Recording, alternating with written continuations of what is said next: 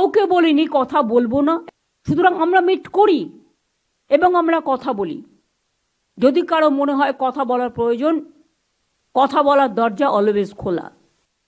আমি সবাইকে বলবো, যেমন আমি হেলথের দিকটাও বললাম, নারায়ণ তুমি আজকে সুপ্রিম কোর্টের অর্ডারটা দেখে নাও, রেসপেক্ট দাও সুপ্রিম কোর্টের অর্ডারকে রেসপেক্ট দিয়েই।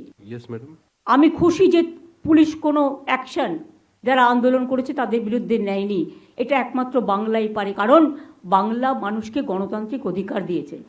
এটা ইউপিতে হয় না, এটা বিহারে হয় না, এটা রাজস্থানে হয় না, এটা দিল্লিতে হয় না। তাদের মুখ বন্ধ করে দেওয়া হয়। আর এখানে যত আন্দোলন হয়েছে উইদাউট পারমিশন পর্যন্ত নেয়নি।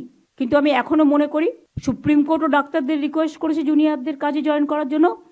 আমিও ওই মিটিং থেকে রিকোয়েস্ট করব, দয়া করে আপনারা কাজে যোগদান করুন। যদি মনে করেন আপনাদের কিছু বলার আছেন, ইউ আর অলওয়েজ ওয়েলকাম। আপনারা 5 জন 10 জনের একটা টিম নিয়ে আসুন, আমি কথা বলতে পারি। আমার হেলথ সেক্রেটারিকে আমি পাঠিয়েছিলাম আপনাদের সাথে কথা বলতে। আপনারা স্বাস্থ্য ভবনে গেছিলেন, স্বাস্থ্য ভবনে গিয়ে আপনারা 3-4টে ডিমান্ড করে এসেছিলেন, সব কটা ডিমান্ড মানা হয়েছে। আপনারা বলেছিলেন প্রিন্সিপাল চেঞ্জ করো, head of the department change করো, আপনারা বলেছিলেন যে এমএসভিপি আছে চেঞ্জ করো, অ্যাসিস্ট্যান্ট সুপারকে চেঞ্জ করো। 4টের মধ্যে 4টেই মেনে নেওয়া হয়েছে, সেই দিনই সঙ্গে সঙ্গে জানিয়েও দেওয়া হয়েছে। এছাড়াও আমাদের কাছে কমপ্লেন ডাইরেক্ট আসেনি, ইনডিরেক্ট যতটা শুনেছি, তার মধ্যে 2জনকে আমরা ইতিমধ্যেই সাসপেন্ড করেছি।